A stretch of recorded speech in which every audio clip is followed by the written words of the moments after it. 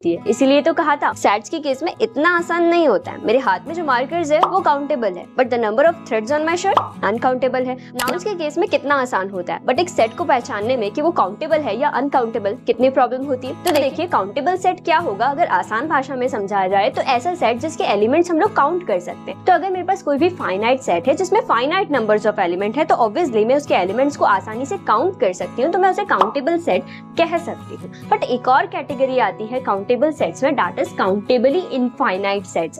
Countably infinite set क्या होगा? ऐसे सेट्स काउंटेबली इनफाइनाइट कहलाते हैं जिन सेट्स का हम नेचुरल नंबर्स के सेट के साथ बाइजेक्शन मैपिंग एग्जिस्ट करा सकते हैं। मतलब वो सारे सेट्स जो नेचुरल नंबर के साथ बाइजेक्शन मैपिंग शो करते हैं that are known as countably infinite sets. तो यहाँ पे है तो ये सारे सेट्स जो है वो काउंटेबली इनफाइनाइट सेट्स कहलाते हैं। काउंटेबल सेट्स की जो कार्डिनलिटी होती है उसे हम लोग अलिफ नॉट से रिप्रेजेंट करते हैं। इन सभी सेट्स की कार्डिनलिटी सेम होगी, दैट इज अलिफ नॉट, और इसे ही हम लोग काउंटेबल सेट्स कहते हैं। अब मैं अनकाउंटेबल सेट्स की बात करूं तो ऐसे सेट्स जिनकी नेचुरल नंबर के साथ बाइजेक्टिव मैपिंग एग्जिस्ट कराना मुश्किल है। जैसे कि अगर मैं रियल नंबर्स के सेट की बात करूं तो 0 से लेकर 1 के बीच में इनफाइनाइट नंबर्स होते हैं, तो उन इनफाइनाइट नंबर्स की नेचुरल नंबर्स के साथ बाइजेक्टिव मैपिंग एग्जिस्ट कराना मुश्किल है। इस वजह से ऐसे सेट्स को हम लोग अनकाउंटेबल सेट्स की कैटेगरी में फॉल करते हैं, जैसे कि रियल नंबर्स हो गए।